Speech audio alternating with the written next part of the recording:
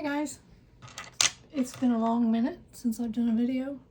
I've been filling orders, so I was working on this mandala that I'm doing, and I was painting watercolor with my watercolor markers. Can you see that? It is my BrushMarker Pro, and I was using this little teeny tiny my Artscape brush that I bought on Amazon. They're detail brushes. This is a 3-0. I don't know if you can see that. My camera looks a little blurry. Anyway, we're gonna try it.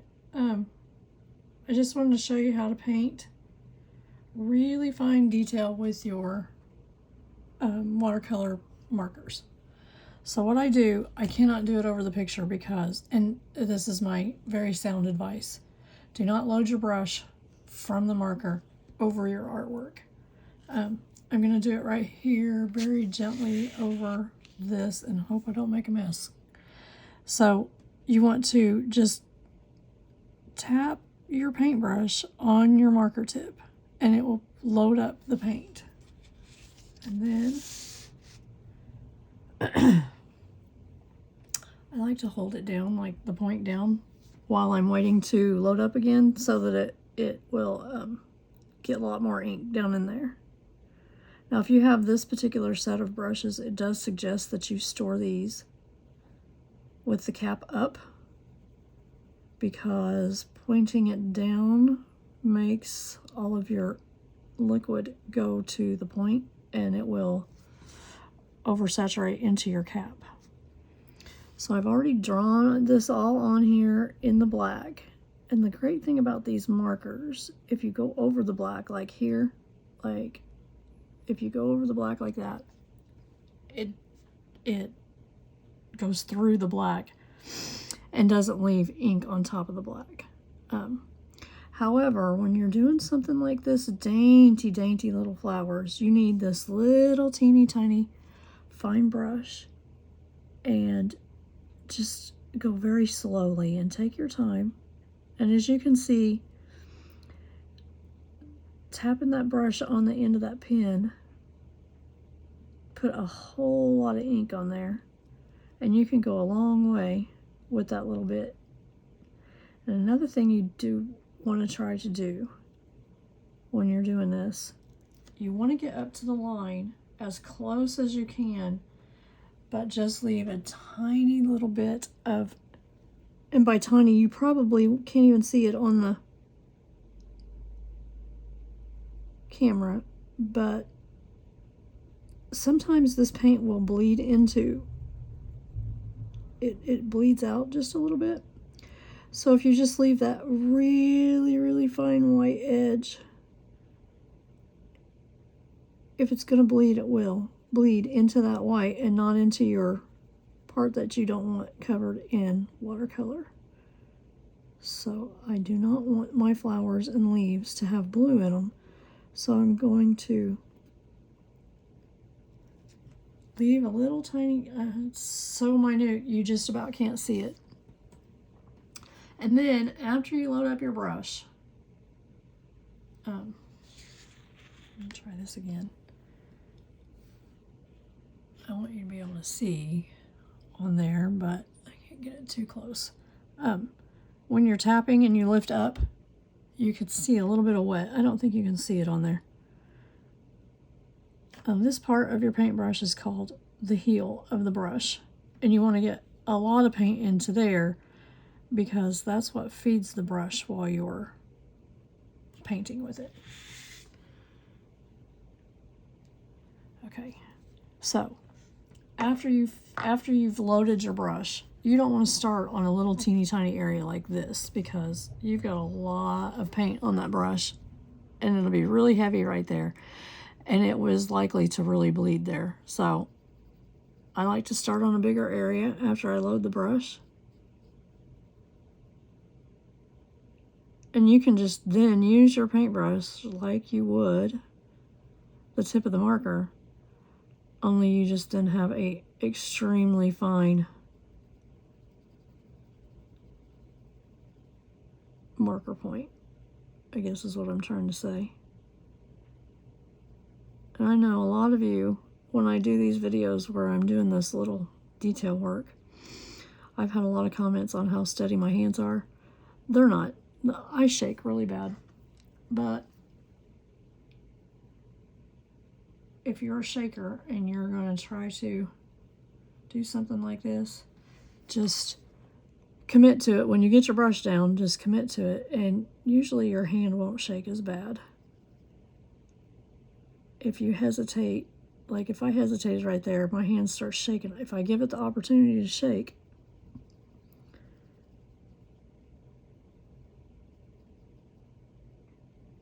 then I would have a big old mess. Sorry, I was concentrating. This mandala is a very special mandala for a very special lady. It is for a wedding. Can you see how saturated that is right there? So I'm only going to show this small portion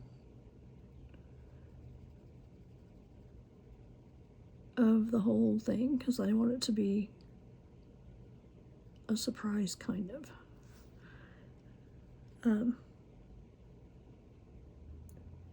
But this was a very good example of detailed work. So I wanted you to see how I do this with my watercolor markers. So if I just tell you that I painted this with watercolor markers, you guys are going to think, wow, she did that detail with a big fat marker tip. But I don't. And most of the time when I'm using these markers, I do use a little brush like this. And I think this set came with a set of 12. I'll put it in the description. They have several sets of detail brushes on Amazon. So if you just look them up, detail paintbrushes, you will find a good variety of them. I have two separate sets. One is green.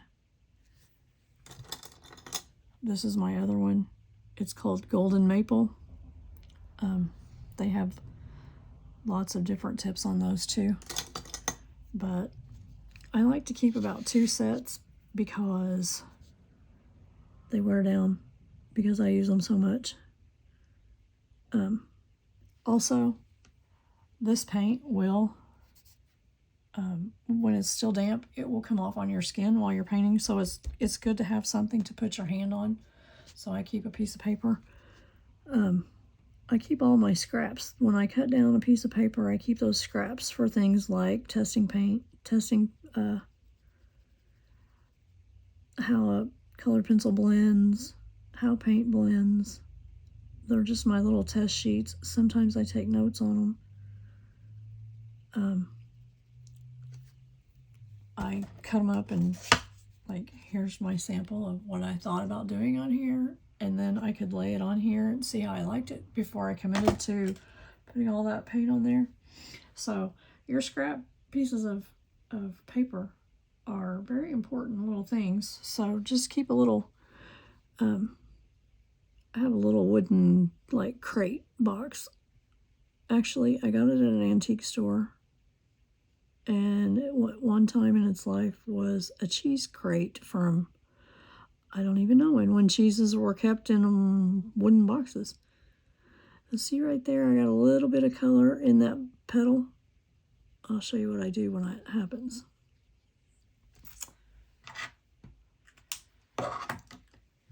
Just go back and get your marker that you used.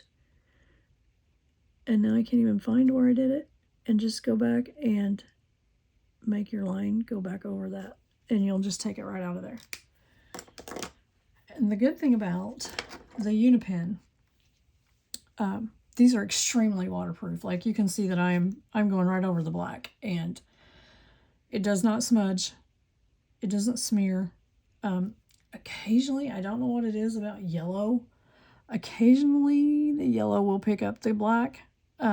But my other colors do not.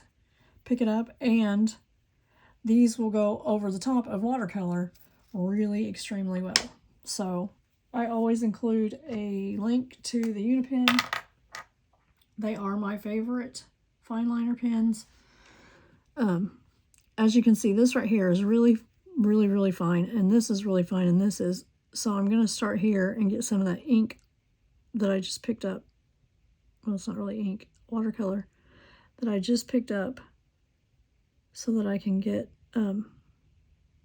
some of it off of there, because I need more up here than I will down there. And as you can see, this brush makes extremely fine lines.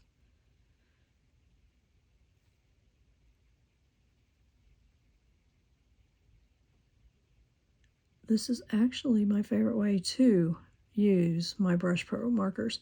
I will also put a link to those.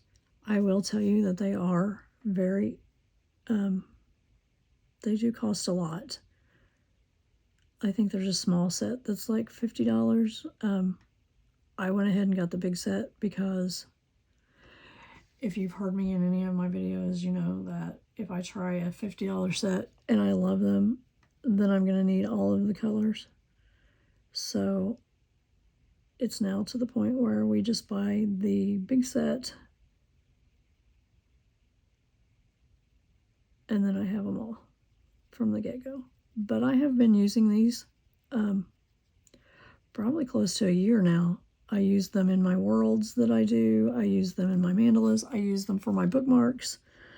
I have yet to run out of one of them, but I'm pretty sure it's because I paint mostly with them like this with a paintbrush, so I'm not using them heavily. But they are extremely good markers. They are well worth the money you would spend to get a set of them. You can use them like I am now. This is dry brushing, so it's dry on dry. Well, it's wet on dry, I guess is what they call it. Because the paint is wet, the paper is dry, but you can mix these with water, just like you would a watercolor. You can put them on like this and then blend them with water. I will show you that when I get done with this little section, because I don't want my paintbrush to have water in it.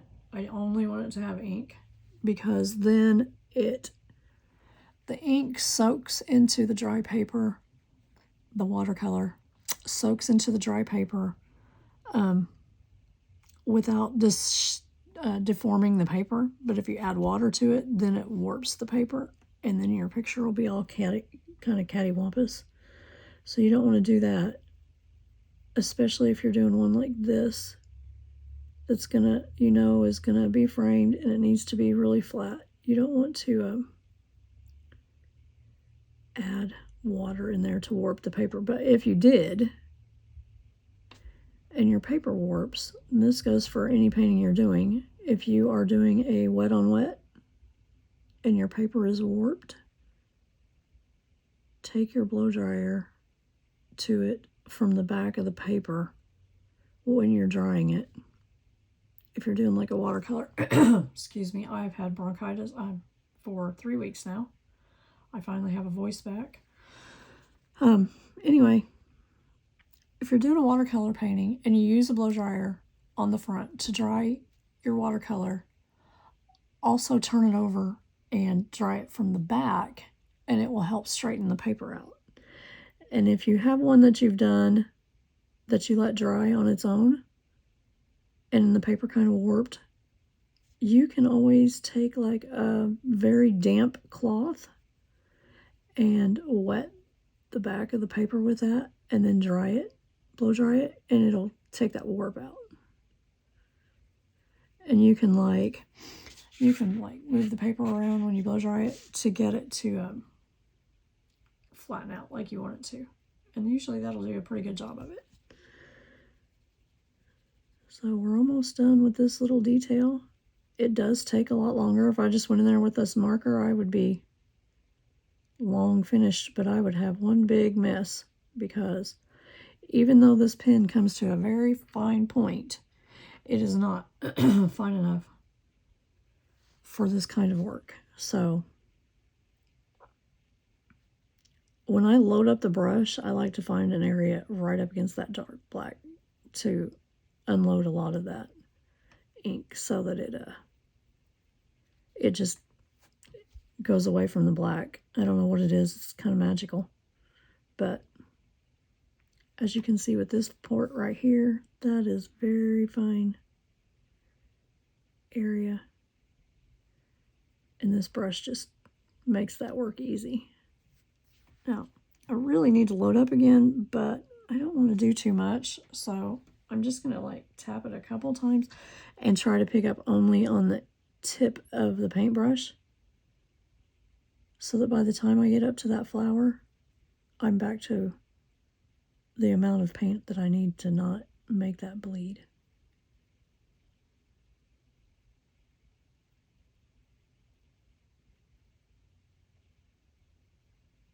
And there you have it.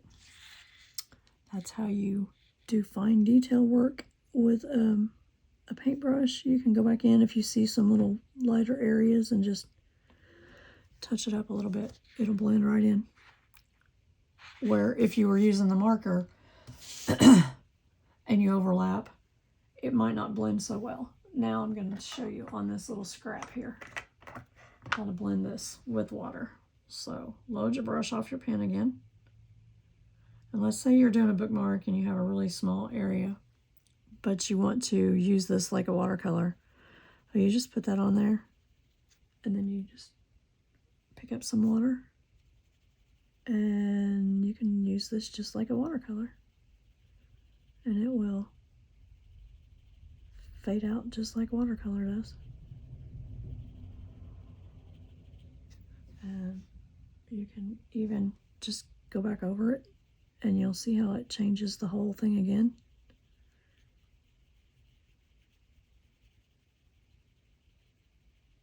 These are just really excellent markers. I don't even remember how many there are. There's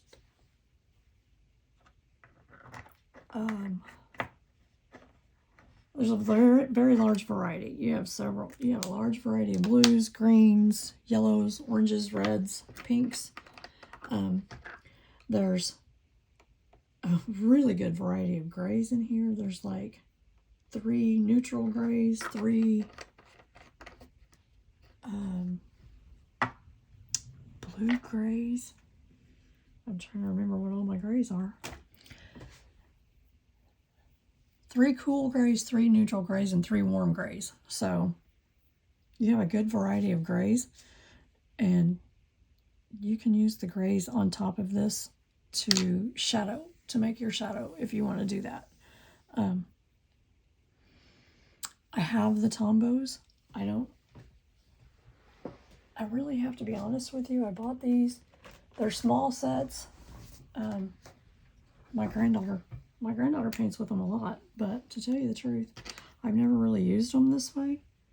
Their tips aren't really as wet as I'm using one right now to see if I can get it to do this with the...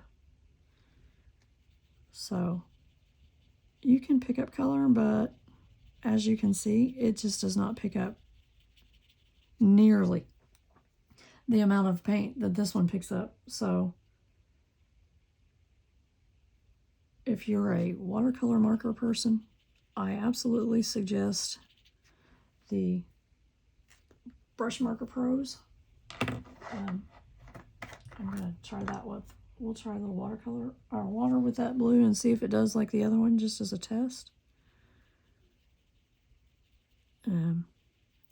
Well, since you don't have as much paint there, it very quickly does a fade out. So it works. I guess it works okay. You're just not getting the paint that you get when you use the brush markers. If you're a Zentangler and you like to add color to your Zentangle, these fine brushes and these BrushMarker Pros are the way to go to add color to that. So I don't think you can see it, but adding that just raised my paper up just a hair, just enough to give it a little bit of a warp there. So that's why we don't do that, especially on a piece that is going to be framed. There are ways to straighten it out, but they're not super fun ways. So I hadn't made a video for a while, so I thought I would just make a quick one and show you guys how I do that fine detail work. Thanks for watching.